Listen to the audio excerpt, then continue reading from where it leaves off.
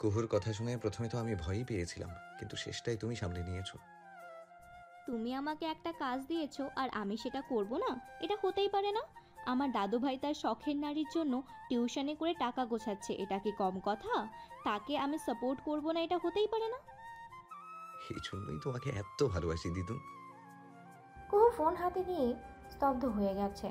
দিদুন ওর অ্যাকাউন্টে 20,000 টাকা পাঠিয়েছেন, অথচ গতকাল পর্যন্ত ও টাকা কিভাবে জোগাড় করবে সেই চিন্তায় অস্থির হয়েছিল। কুহুমা, টাকাগুলো রাখ। ঢাকা যেতে ভর্তি হতে অনেক টাকা লাগবে। আর তোর যখন যা লাগবে আমাকে বলবি, একদমই লজ্জা পাবি না। তুই ঢাকা থেকে ফিরলে আমি আরেকবার এসে ঘুরে যাব। রিহানা আক্তার কুহুর হাতে 7,000 টাকা দিয়ে কথাগুলো বললেন। ফুপু, এখন আমার টাকা লাগবে না, যখন লাগবে তখন তোমার কাছে চেয়ে নিব। এই যে তুমি আমাদের দেখতে এসেছো, এতে আমরা অনেক খুশি। এইভাবে মাঝে মাঝে আমাদের দেখতে এসো, তাহলেই হবে। এটা কি বললি তুই? টাকা নিবি না মানে? আমি কি আমার ভাইয়ের ছেলেমেয়েদের কিছুই দিতে পারি না? তুই আমাকে পর করে দিতে চাচ্ছিস? বাবা মা চলে যাওয়ার পর তোমাকে আঁকড়ে ধরেই আমরা বেঁচে আছি ফুপু। সেই তোমাকে কি আমরা পর করতে পারি? তুমি গত কয়েক বছর যাবৎ আমাদের যথেষ্ট দিয়েছো। তোমারও তো সংসার আছে ফুপু। রিশাপুর পড়াশোনার খরচ, রিহাবের পড়াশোনার খরচ, আবার ফুপার বোনের পুরো সংসার দায়িত্ব তোমাদের কাঁধে। তোমার কাছ থেকে আর কত নিব বলো? ফুপার একার ইনকাম, সবকিছু সামাল দিতে হয় তোমাকে। আমার খারাপ লাগে ফুপু। দেখ, মেয়ের কথা একেবারে আমার আম্মার মতো করে কথা বলছিস তুই। মাগো, তোর ফুপার ইনকাম মন্দ নয়। সে একজন সরকারি কলেজ শিক্ষক, এছাড়াও কয়েকজন স্টুডেন্ট পড়ায়। আর ইনকাম দিয়ে সব কিছু আমার দিব্যি সামাল দিতে পারি। এছাড়া তোর ফুপার গ্রামের বাড়িতে সম্পত্তি আছে, সেগুলো থেকে প্রতি বছর বেশ কিছু টাকা আসে, তাই আমাদের কোনো সমস্যাই হয় না। শোন, তোকে এত কিছু ভাবতে হবে না। তুই শুধু মন দিয়ে পড়াশোনা করবি। এখন টাকা নে দেখি। রেহানা আক্তার কুহুর বারণ শুনলেন না, জোর করে টাকাগুলো কুহুর হাতে গুজে দিয়ে দৃষ্টির দিকে তাকিয়ে বললেন। এই যে ভাতে যাব, এই টাকাগুলো নে। 3,000 টাকা আছে এখানে, পছন্দ মতো কিছু কিনে নিস। আর নিহান বাড়িতে আসলে ওর সঙ্গে আমার বাসায় যাবি। নিহানের সাথে কথা হয়েছে আমার। ও এবার আসলে তোকে নিয়ে আমার বাসায় যেতে চেয়েছে। আমার বাপ যদি ভুলে যায় তবে মনে করিয়ে দিবি। কি দিবি তো? দিনে 100 বার না, 1000 বার করে বলবো তোমার কাছে নিয়ে যাওয়ার কথা। বাচ্চারা ভুলে যাওয়ার সময় পাবে না। আজ থেকে এই মনে করানোর মিশন শুরু হয়ে যাবে। পাগলি মেয়ে আমার, আমার কথা মন দিয়ে শোন। শাশুড়ির সাথে ঝগড়াঝাটি করবি না। সে যে ধরনের মানুষ, তার সাথে ঝগড়া করে জিততে পারবি না। তাকে বুদ্ধিতে হারাতে হবে। আমার বিশ্বাস, তাকে হারানোর মতো কুবুদ্ধি তোর পর্যাপ্ত পরিমাণে আছে। রেহানা আক্তারের কথা শুনে শিহাব হো হো করে হেসে উঠল। রেহানা আক্তার একটা চেয়ারে বসে শিহাবকে কোলে বসিয়ে নিলেন। ও ফুফু, তুমি ঠিকই বলেছ। দৃষ্টিপুর মাথায় কুবুদ্ধি গিজগিজ করছে। আমার চিন্তা হয় বড় মাকে নিয়ে।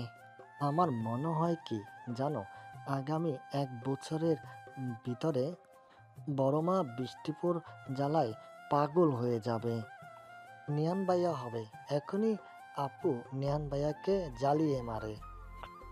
আমি তো আর ওই নিহানের বাচ্চার দজ্জাল মাকে সরাসরি শাস্তি দিতে পারি না, তাই নিহান ভাইয়াকে জ্বালিয়ে শোধ নিই। তবে এটা সত্যি ফুপু, ওই দজ্জাল মহিলাকে আমি সোজা করেই ছাড়বো। তার বাবার বাড়ির লোকজন এত ভালো, আর সে হয়েছে হাড়ে বজ্জাত। দিদুনের মতো ভালো মানুষের পেট থেকে ওই বজ্জাত মহিলার জন্ম হয়েছে, এটা ভাবলেই আমার মাথা ঘুরে যায়। ওই বাড়ির সবাই তোমার ভাইয়ের বউয়ের বিপক্ষে। প্রতিদিনই কেউ না কেউ ফোন করে তাকে ধমকায়, থ্রেট দেয়। সবার ধমকানোর ঠেলায় ধারা মহিলা সোজা হয়ে চলে। ফুপু, এই মেয়েকে আমি বোঝাতেই পারি না। বড়দের সম্পর্কে এভাবে বলতে হয় না। তুমি একটু ওকে বোঝাও তো। শোন কুহু, তোর থেকে দৃষ্টির বুদ্ধি অনেক বেশি আছে, এটা তোকে মানতেই হবে। দুনিয়ার সবাই তোর মতো সহজ সরল নয়, তাই কখনো সখনো নিজেকে একটু কঠিন করতে হয়। দৃষ্টির জায়গায় তুই হলে কখনোই রাখির সংসারে টিকতে পারতি না। দৃষ্টির জায়গায় দৃষ্টি ঠিক আছে, তবে দৃষ্টির শাশুড়িকে শায়েস্তা করতে গিয়ে তার সঙ্গে বেয়াদবি করবি না কিন্তু। মনে রাখিস তোর মা কিন্তু বেয়াদব ছিল না। আইরিনের মেয়ে একটা, সবসময় মাথায় রাখবি। ভুলি না ফুপু, সবসময় আমার মন মস্তিষ্ক জুড়ে বাবা মা থাকে। আমার মন মস্তিষ্ক তাদেরকে বাঁচিয়ে রেখেছে। দৃষ্টি পেয়ে কেঁদে উঠল। বাবা মার কথা উঠতেই শিহাবও কেঁদে উঠল। কাঁদছে কুহুও। রেহানা আক্তার আঁচলে চোখ মুছে শিহাবের মাথায় হাত বুলিয়ে দিয়ে বললেন, কাঁদে না বাবা মার জন্য বেশি বেশি দোয়া করো, মন দিয়ে পড়াশোনা করো, ভালো রেজাল্ট করো, যাতে সবাই বলতে পারে কায়েস আইরিনের অবর্তমানে তোমরা নষ্ট হয়ে যাওনি। বুঝেছো আমার কথা? শিহাব মাথা নেড়ে সায় জানালো। রেহানা আক্তার আরও আধা ঘন্টা পরে ভাতিজি ভাতিজাদের কাছ থেকে বিদায় নিলেন। কোকিলা রে, আছিস নাকি? শ্বশুর বাড়িতে গিয়ে নাকে তেল দিয়ে ঘুমাচ্ছিস? আনান বাড়ির বাইরে থেকে চিৎকার করে ডাকছে। আপনাকে তেল দিয়ে ঘুমানোর মতো পাবলিক সেটা তুমি জানো ভাইয়া। সে তোমার মতো ফাঁকিবাজ নয়। আচ্ছা, তোমার না দুদিন আগে ঢাকা যাওয়ার কথা ছিল, তুমি এখন এখানে কি করছো? যাইনি কি আর সাধে? 2 দিন ধরে জ্বরে পড়েছি। আজকে রাতের গাড়িতেই যাব। কিন্তু আমার শ্রদ্ধা ভাবি, তুমি এখনো তোমার শ্বশুর বাড়িতে গেলে না যে? তোমার শাশুড়িকে চেনো না তুমি? বেশি দিন ঝগড়া করতে না পারলে তার মাথায় গ্যাস্ট্রিক হয়। পুত্রবধূ হিসেবে এটা তোমার জানা উচিত ছিল। সেই সাথে তোমার এটাও জানা উচিত ছিল তোমার শ্বশুর আজকাল তার স্ত্রীর সাথে ঝগড়ার প্রতি অনীহা দেখায়। তোমার বিয়ের পর থেকে তার মনে দৃঢ় বিশ্বাস জন্মেছে। এখন থেকে তুমি তার হয়ে ঝগড়া করবে। কবে যাচ্ছ বাড়িতে?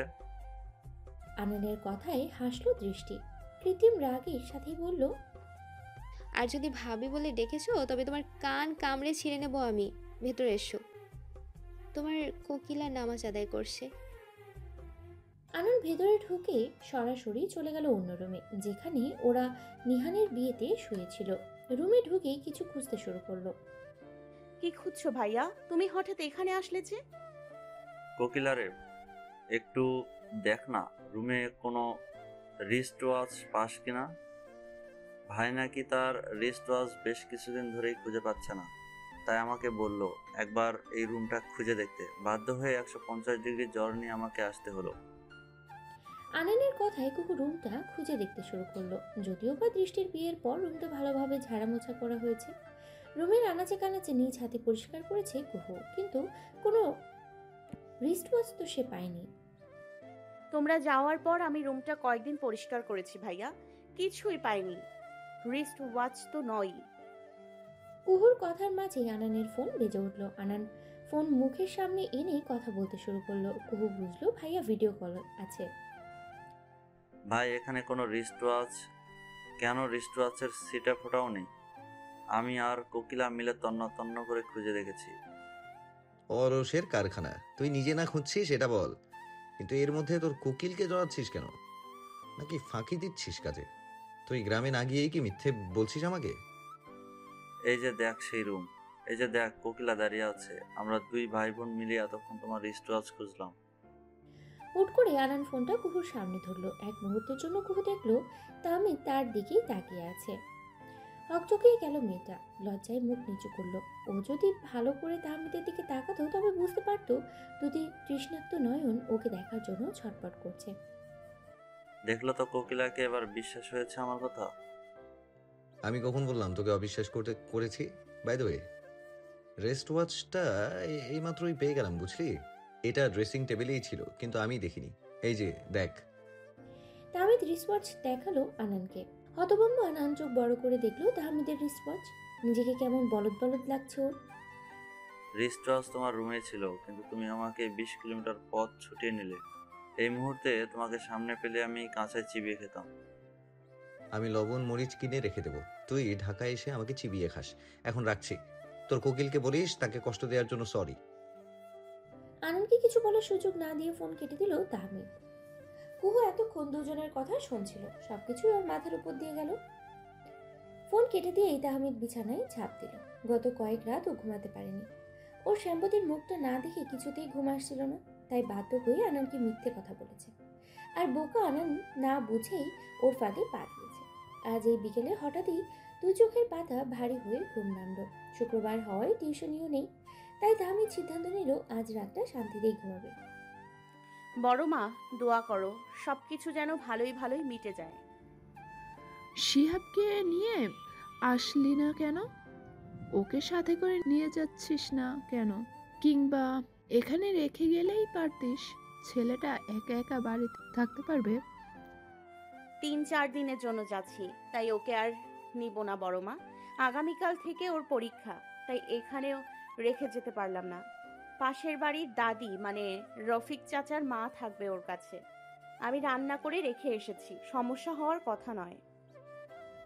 নিহানের বাবা, চল আমরা আজ রাতে গ্রামে যাই। কুহুকে গাড়িতে তুলে দিয়ে আমরা রওনা দেব। ও যেদিন আসবে সেদিন আমরা আসব। বড়মার কথা শুনে দৃষ্টি কুহু যায় পরনায় অবাক হয়ে গেল। ওরা একে অপরের দিকে তাকালো। দৃষ্টিমা, গোছগাছ করে নে, আমরা কয়দিন তোর বাবার বাড়ি থেকে বেরিয়ে আসি। নিয়াজ মাহমুদ খুশিতে তারা দেখলেন। দৃষ্টি দৌড়ে রুমে গেল। কুহুকে গাড়িতে উঠিয়ে নিয়ে নিয়াজ মাহমুদ স্ত্রী আর ছেলের বউকে নিয়ে গ্রামে রওনা দিলেন।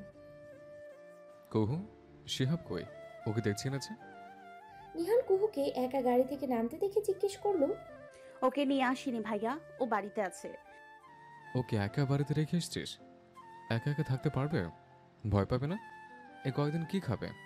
এটা কোনো কাজ করেছিস তুই? সামনে ওর পরীক্ষা, গত কিছুদিন থেকে ওর পড়াশোনা কিছু হচ্ছে না। পাশের বাড়ির দাদিকে রেখে এসেছি ওর কাছে, রান্না করে রেখে এসেছি, কোনো সমস্যা হবে না। আর তাছাড়া অ্যাডমিশনের সময় কয়েকদিন এসেছিল, তাই আর নিয়ে আসিনি। সামনে কি ওর এমবিবিএস পরীক্ষা নাকি ভার্সিটির কোনো পরীক্ষা? পরীক্ষা না দিলে কিংবা রেজাল্ট একটু এদিক ওদিক হলে খুব বেশি ক্ষতি হতো কি? পরীক্ষার অজুহাতে একটা বাচ্চা ছেলেকে তুমি বাড়িতে রেখে এসেছো। এই বয়সে বেড়াবে না তো কখন বেড়াবে? কুহু তাহমিদকে দেখে ভ্যাবাচাকা খায়। ও জানতো না নিহান ভাইয়ের সাথে তাহমিদ ভাইও এসেছে। এতক্ষণ কুহু লক্ষ্য করেনি তাকে। কোথায় ছিল সে? ভাই ভুল কিছু বলেনি কিন্তু।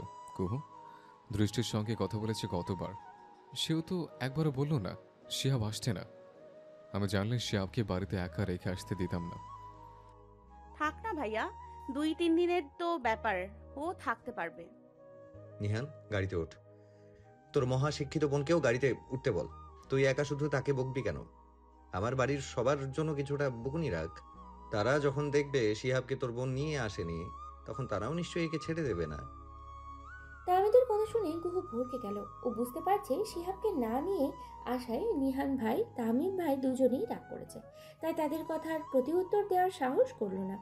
আবার তাহমিদ ভাই যখন বলল তার বাড়ির সকলেই ওকে বকা দেবে, সেটা শুনেও ভয় লাগছে ওর। শিহাবকে সঙ্গে না নিয়ে এসে খুব অন্যায় করেছিস তুই কুহুমা। যতই ওর দেখাশোনার জন্য কাউকে ওর কাছে রেখে আসিস, তবুও এটা ঠিক করিসনি তুই। তোর মতো করে কেউ ওকে দেখে রাখতে পারবে নাকি ছেলেটা ওর সমস্যার কথা মন খুলে অন্য কাউকে বলতে পারবে? আফরোজা নাজরিনও ছোটখাটো বকুনি দিলেন কুহুকে এবং তার এই বাড়ির প্রত্যেকেরই বকা দিল কুহুকে। কুহু নীরবে সকলের বকুনি হজম করলো। ও বেশ বুঝতে পারছে এনারা প্রত্যেকেই শিহাবকে ভালোবাসেন। কুহু, আয় তো, রুমে আয়। তুই যতক্ষণ এখানে থাকবি ততক্ষণই আমার মা চাচিরা তোকে বকা দিতেই থাকবে। এদের বকুনি থেকে বাঁচার একমাত্র উপায় আমার রুমে গিয়ে খাপটি মেরে থাক। চল যাই। কুহুকে বকুনির হাত থেকে বাঁচাতে শিকতা ওকে নিয়ে রুমে গেল। মা, আমি আসছি। বাসায় ফিরতে রাত হবে, তোমরা খেয়ে নিও। তাহমিদ গাড়ির চাবি তাহমিনা আক্তারের হাতে দিয়ে বলল, বাহিরে যাবি যা, গাড়ির চাবি আমাকে দিচ্ছিস কেন? আর ফিরতেই বা রাত হবে কেন? সিএনজিতে করে যাব। টিউশনই শেষ হবে 10টার পরে। এরপর বন্ধুদের সঙ্গে কিছুক্ষণ আড্ডা দিয়ে বাসায় আসবো। যেখানে যাবি গাড়ি নিয়ে যা। আমি তোকে কতবার বলেছি বাপ, টিউশনি ছেড়ে দে। তোর যখন যত টাকা লাগে সব আমি দেব, শুধু শুধু কষ্ট করছিস তুই। তোর বাপ চাচারা কি অভাবে পড়েছে যে তোকে টিউশনি করতে হবে? চেহারার দিকে তাকিয়ে দেখেছিস তোর মুখটা কেমন শুকিয়ে গেছে জানিস? তোকে আর টিউশনি করতে হবে না, বন্ধুদের সঙ্গে আড্ডা দিয়ে বাসায় চলে আসবি। বড় মা, আমার বাপ চাচারা অভাবী নয় সেটা আমি জানি। আমি অভাবের জন্য টিউশনি করাই না। তুমি আমাকে টিউশনি ছাড়তে বলো না বড় মা। ধরে নাও আমার ব্যক্তিগত তাগিদ থেকেই টিউশনিগুলো করাই আমি। ওকে কিছু বলে লাভ নেই বড় ভাবি। আমি শুধু ওর হাত পা ধরতে বাকি রেখেছি। আমার ছেলে টিউশনি করায়, কথাটা ভাবলেই আমার কষ্ট হয়। সারা দিন মেডিকেলে কাটিয়ে তারপর আবার টিউশনি করায়, ঠিক মতো খাওয়া দাওয়া করে না, দিন দিন কেমন শুকিয়ে যাচ্ছে, কিন্তু আমি ওকে কিছুতেই শোনাতে পারি না। তাবিনা আক্তার আঁচলে চোখ মুছলেন। মা, কেঁদো না প্লিজ। তোমাকে কাঁদতে দেখলে আমার কষ্ট হয়। শোনো, আর হয়তো 1 বছর আমাকে একটু কষ্ট করতে হবে। ইন্টার্নি শেষ হতে আর 2 মাস বাকি। এরপর বিসিএস দেব, তারপর কোনো মেডিকেলেই জয়েন করব। ব্যাস, তারপর নিজের পেশায় কনসেন্ট্রেট করব। তাই এই 1 বছর আমাকে টিউশনি করতেই হবে। একটু বস, তোর বড় মা তোর জন্য পায়েস রান্না করেছে, একটু খেয়ে যা। বড় মা, আমাকেও দিও এবং পরিমাণে বেশি দিও, কারণ আমারও এনার্জি দরকার। পড়াশোনার ভীষণ চাপ, বুঝলে? নিপুণ সোফায় ধপ করে বসে তামিনা আক্তারকে বলল, নিপুণ, তুই নাকি ক্লাস টেস্টে ম্যাথে 50-এ 15 পেয়েছিস? এই তোর পড়াশোনা? আমার জানা মতে আমাদের পরিবারে তোর মতো গবর গণেশ একটাও নেই। রাশিদিন পরিবারের সম্মান মাটিতে লুটানোর আগে পড়াশোনায় মন দে। প্রতিদিন সকল হোমওয়ার্ক শেষ করে রাতে আমার কাছে 1 ঘন্টা করে পড়বি। এর আগেও তোকে বলেছি সময় করে আমার কাছে পড়বি, কিন্তু তুই শুনিস না। আজ রাতে বই খাতা নিয়ে চলে আসবি আমার রুমে। ঠিক আছে, যাব, কিন্তু তার আগে আম্মুকে বলো আমার মাংকি ক্যাপ বের করে দিতে। তোমার এক একটা থাপ্পড়ের যে ওয়েট, আমার কান ঝাঁ ঝাঁ করে, গাল টন টন করে। তা আমি শুনছিস ওর কথা? আমি প্রতিদিন ওকে রিকোয়েস্ট করি তোর কাছে পড়তে যেতে, কিন্তু তোর থাপ্পড়ের ভয়ে যেতে চায় না। এবার 4টা ক্লাস টেস্টে ম্যাথে 50-এ 15, 20, 15 করে নাম্বার পেয়েছে। 7 দিন পর আরেকটা ক্লাস টেস্ট আছে, সেটাতে যে কি করবে আল্লাহই জানেন। এত বড় ফাঁকিবাজ আমি আজ অবধি একটাও দেখিনি। পড়তে বললেই ওর কখনো মাথা ব্যথা করে, কখনো পেট ব্যথা করে, আবার কখনো ক্ষুধা পায়, আবার কখনো কখনো ঘুমে অচেতন হয়ে যায়। নাজমা আক্তার দাঁত কিরমিরিয়ে বললেন, তুমি চিন্তা করো না চাচি, এখন থেকে ওর পেছনে লাগবো আমি। আজকে বুঝলাম এতদিন থাপ্পড় কম হয়েছিল তাই পড়তে চাইনি আমার কাছে। এখন থেকে ভুল প্রতি 5টা থাপ্পড় বরাদ্দ করলাম ওর জন্য। আমি যতই ব্যস্ত থাকি না কেন, প্রতিদিন ওর পেছনে 1 ঘন্টা সময় ব্যয় করব। তোর কথা শুনে শান্তি পেলাম। এতদিন এই উজবুকটাকে নিয়ে চিন্তায় নাওয়া খাওয়া ছেড়ে দিয়েছিলাম আমি। তোদের বংশে এর মতো পড়াচোর একটাও নেই। আমি তোমার বংশের মতো হয়েছি আম্মু। মেজো মামা নাকি পড়াশোনা করতে চাইতো না। আরও কয়েকজন আছে যাদের কথা নানু মাঝে মধ্যেই গল্প করে। তোমার বংশের নাম উজ্জ্বল করতে চাই আমি। এটা ভালো হবে না আম্মু? শুনলি এর কথা? নিজে অপদার্থ জন্য আমার বংশকেও অপদার্থ বলছে। এর মধ্যে আমার বংশকে টানছে কেন এই উজবুক? কুল চাচি, কুল। বেশি রাগ কিন্তু বয়স বাড়ার অন্যতম কারণ। তোমাকে বয়স্ক নারী দেখতে আমার মোটেও ভালো লাগবে না। তুমি তোমার অপদার্থ ছেলের দায়িত্ব আমার উপর দিয়ে চিল করো, বাকিটা আমি দেখব। এই জন্যই তোকে এত ভালোবাসি, বুঝলি? তুই আমাকে যতটা বুঝিস ততটা আমার ছেলে মেয়েরাও বোঝে না। এক একটা অকর্মার ঢেঁকি হয়েছে। তামিদ খাওয়া শেষ করে উঠে দাঁড়ালো। মা, বড় মা, চাচি, আমি আসছি। কুহুরে, এভাবে রুমে কতক্ষণ শুয়ে বসে থাকা যায় বল? কিছু একটা কর। শিকটা বিছানায় শুয়ে পা দিয়ে দেয়ালে ঠুকে পড়ল, কি করব আমি? চা খাবি সাথে নুডলস? চলবে, তবে খাবার নিয়ে ছাদে যেতে হবে। চাঁদ দেখতে দেখতে চাই চুমুক দেব। একবার ভাব, মাথার উপরে চাঁদ আলো বিলাচ্ছে। সেই আলোর কিয়ং শেষে পড়ছে আমাদের চায়ের কাপে। চায়ের কাপে চাঁদের আলো দেখতে গিয়ে আনমনে চুমুক দিলাম চায়ে। মানে কি দাঁড়ালো? চায়ের সাথে আমরা চাঁদের আলো গলার্ধকরণ করলাম। বিষয়টা মজার নয় বল? কিছুটা আলো গায়ে মাখবো, কিছুটা গলার্ধকরণ করব। আমার তো ভাবতেই ভালো লাগছে। উচ্ছ্বসিত গলায় বলল শিকটা। চাঁদের আলো কি গলার্ধকরণ করা যায়? পাগল হয়েছিস তুই? চাঁদের আলো গায়ে মাখবি, এটা মানা যায়, ভাইয়া ভুল কিছু বলেনি, তুই আসলে একটা আনরোমান্টিক মেয়ে। বইয়ের পাতা ছাড়ার কোনো কিছু তুই চোখে দেখিস না।